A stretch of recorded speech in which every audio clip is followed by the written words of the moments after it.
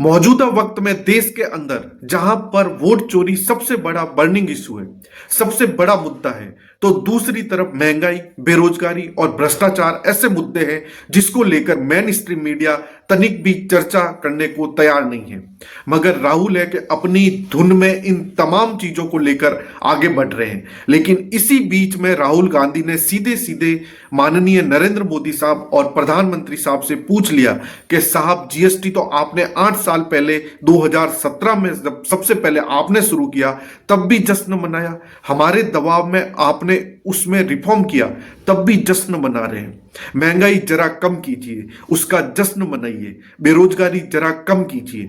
45 वर्षों की सबसे ज्यादा चरम पर पहुंचने वाला, उसके बाद जो बेरोजगारी है इस 45 साल में सबसे ऊपर लेवल पर, उसके बाद जश्न मनाइए। शिक्षा और स्वास्थ्य के बजट को थोड़ा बढ़ाइए, थोड़ी स्थितियों को ठीक कीजिए, फिर जश्न मनाइए।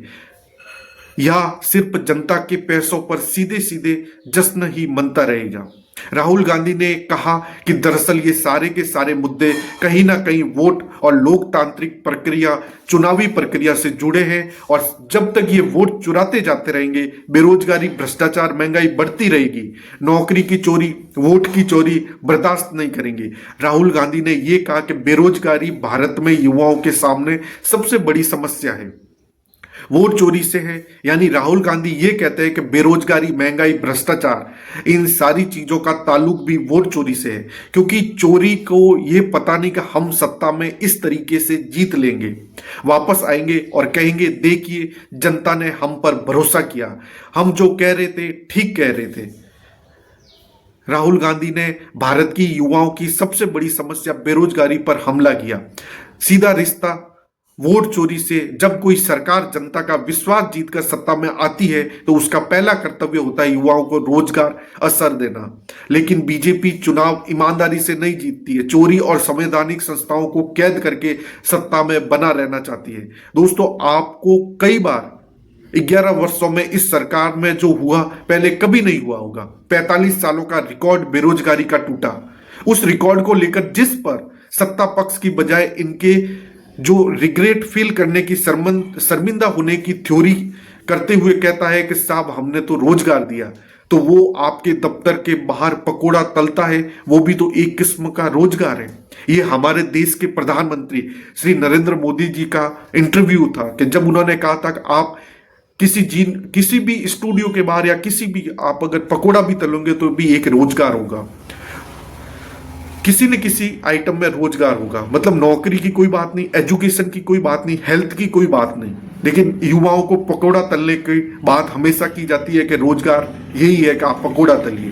दोस्तों, जब इस किस्म की स्थिति उत्पन्न होने लगे तो आप समझ जाइए कि जो तानाशाही है और जो उन तानाशाही जो उस ह्यूमन में भरी है, क्योंकि इस देश में मौतें बहुत सारी ऐसी हो रही है जो भूख की वजह से, जिनके पास खाना नहीं है। इसी देश में बहुत सारी मौतें ऐसी हो रही है जो स्वास्थ्य महकमे के इग्नोरेंस की वजह से आपको 5 किलो अनाज डाला जा रहा है और फोटो लगाते हुए, हंसते हुए, मुस्कुराते हुए 5 किलो का राशन तो आपके हाथ में पकड़ा देते हैं। मगर आपको अंदाजा है आपकी जेब की कमाई का, जो आपकी मेहनत मजदूरी करके कमाते हैं, उसको कैसे छीन लेते हैं टैक्स, पेट्रोल, डीजल के दाम को बढ़ाकर। शिक्षा और स्वास्थ्य की स्थिति को बद से बदहाल हालत कर दी है। इसका प्रमाण है दोस्तों कि मौजूदा वक्त में आप देख लीजिए शिक्षा और स्वास्थ्य की स्थिति क्या बदहाली कैसे हो गई है। ऐसी स्थिति में दोस्तों भविष्य अंधकार में जिस बात को लेकर ये सत्ता पक्ष वाले, जिस मुद्दे को लेकर सबसे ज्यादा बहुसंख्यकों को अपने साथ जोड़ने की कोशिश करते थे, दरअसल वो फर्जी नैरेटिव है इनका राष्ट्रवाद का नारा ही दरअसल फर्जी है दोस्तों। और राष्ट्रवाद की परिभाषाएं देश के बड़े देश और विदेशों के बड़े बड़े विद्वान ने कही है। राष्ट्रवाद की परिभाषाएं वैसे अलग अलग लोगों ने अलग अलग दी है, मगर इनका जो राष्ट्रवाद का नैरेटिव है वो किस तौर पर एक्सक्लूसिव और कैसे नफरती राष्ट्रवाद है, आप इसे महसूस करते हैं हमारे अंधभक्त भाई भी। लेकिन क्या करें, आपके अंदर भी जहर ऐसा घोल दिया गया है कि चंद मुट्ठी भर अल्पसंख्यकों के खिलाफ, ताकि ये सत्ता में बने रहे, आप उनकी दुम पकड़ के चलते रहे। दोस्तों, वो कहते हैं ना कि राहुल हर परीक्षा पेपर में ले, हर बढ़ती भ्रष्टाचार की कहानियों से जुड़ा हुआ है। देश के युवाओं का मेहनत करता है, सपना देखता है, आपके भविष्य के लिए संघर्ष करता है। लेकिन मोदी साहब सिर्फ अपने प्यार, सेलिब्रिटीज, अपने गुणगान करवाने में, अरबपतियों के मुनाफे में व्यस्त रहते हैं। दोस्तों, ये तमाम की तमाम ऐसी स्थितियां हैं जिसको लेकर कि इस वक्त देश के सिर्फ बुद्धिजीवी इकोनॉमिस्ट ही नहीं बल्कि आम जनता भी गली चौक चौराहे चाय की दुकानों पर बैठ करके चर्चा करती है कि मैंने आपको पिछले शो में दिखाया कि किस तौर पर महामानव नॉन बायोलॉजिकल प्रधानमंत्री माननीय नरेंद्र दामोदर दास मोदी के सबसे चहेती फाइनेंस मिनिस्टर जब पहुंची सड़कों पर क्रेडिट लेने के लिए तो साहब हमने तो जीएसटी में रिफॉर्म कर दिया।